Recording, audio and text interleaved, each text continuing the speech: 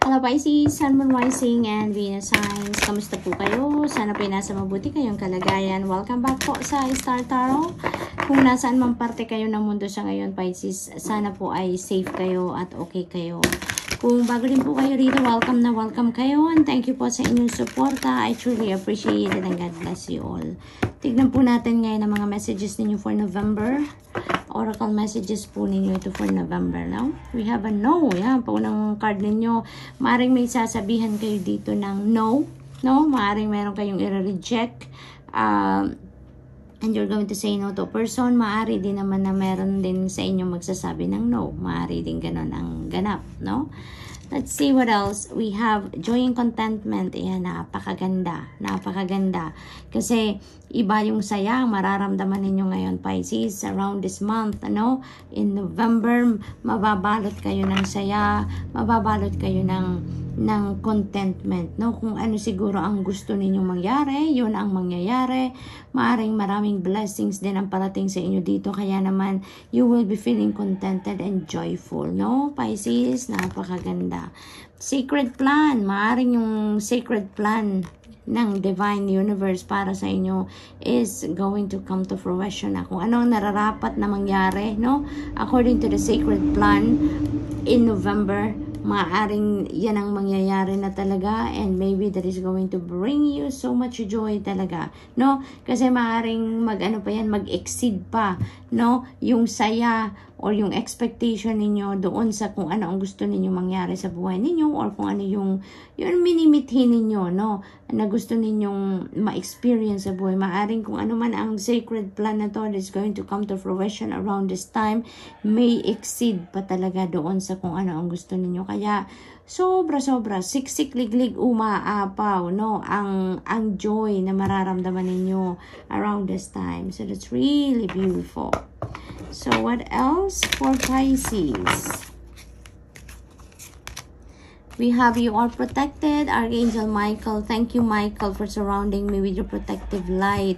Ayan. So, maaring ang iba sa inyo talaga dito, maaring laging nagdadasal din kay Archangel Michael, or maaring pinapadala talaga ng Divine Universe sa inyo si Archangel Michael to protect you, no?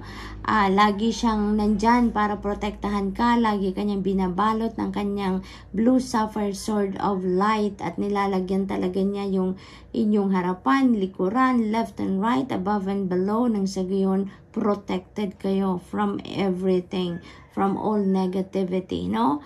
Or negative energies around you. So, napakaganda nito. You are so blessed, Pisces. You are so blessed. So, you have nothing to fear.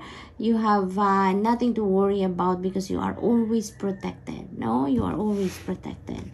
So, what else? We have signs from heaven. Ayan. So, nako, blessed na blessed kayo ngayon na talagang pinapakita dito sa mga cards na to kung gaano kayo kamahal ng Panginoon at ng the rest of your spirit team. Kasi pinoprotektahan kayo dito, binibigyan kayo ng mga biyaya, you know, at ngayon ginagabayan din kayo. Hindi lang pinoprotektahan kayo, but at the same time you are being guided by sending you signs, no? Symbols, synchronicities, yung mga ganon,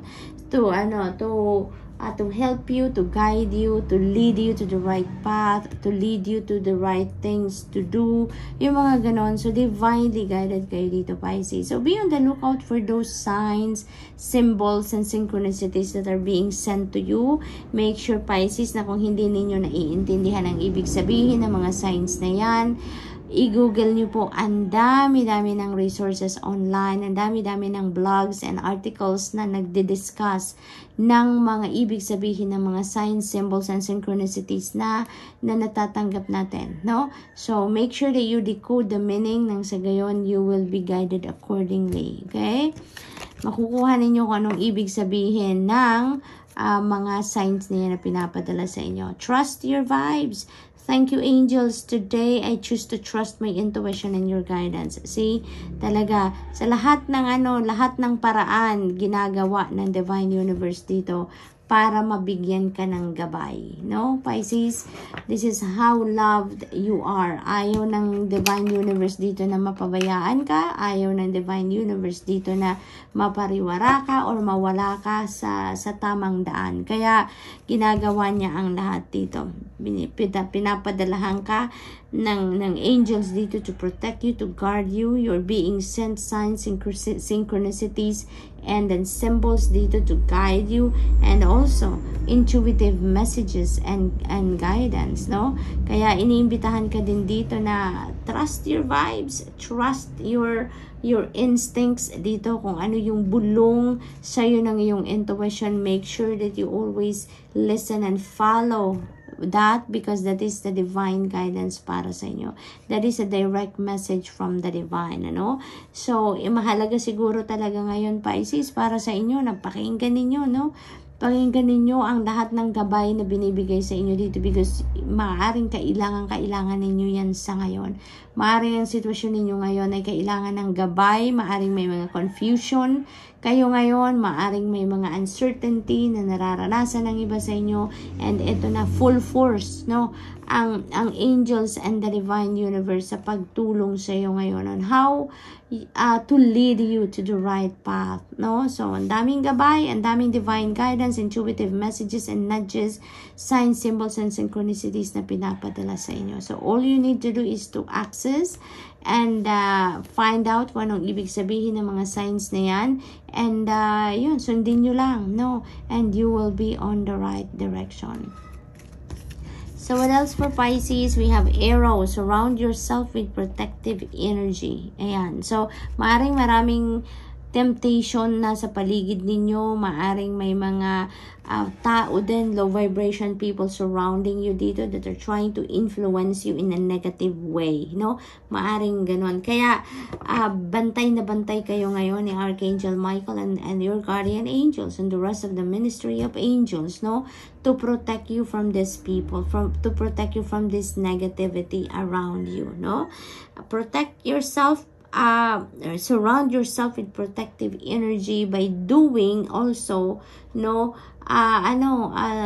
piliin ninyo din ang mga taong nakakasalamuha ninyo.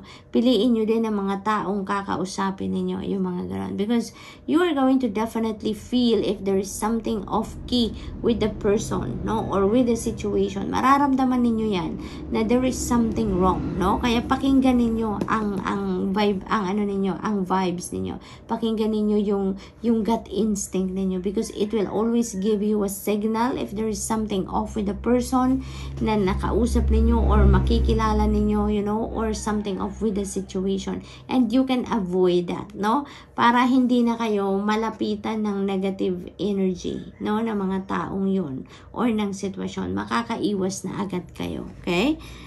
What else? We have autumn. Release the old and rest. Ayan. So, maaring may mga transition talaga na mangyayari dito sa buhay ninyo. May mga bago pangyayari, tao, or even situations na are about to come in sa buhay ninyo sa ngayon. Kaya, yung parang ginagabayan kayo ng Divine Universe ngayon to let go of the old na and in with the new. No, there is something new coming in sa buhay ninyo. May mga bagong sitwasyon, experiences, and people that are coming in towards you, but maaring hindi yan makapasok dahil marami pa kayong bit-bit na old. Marami pa kayong bagahe sa dibdib ninyo or sa sarili ninyo na it doesn't serve your highest good anymore naman. Kaya ngayon, this is a calling for you to let them go. Okay?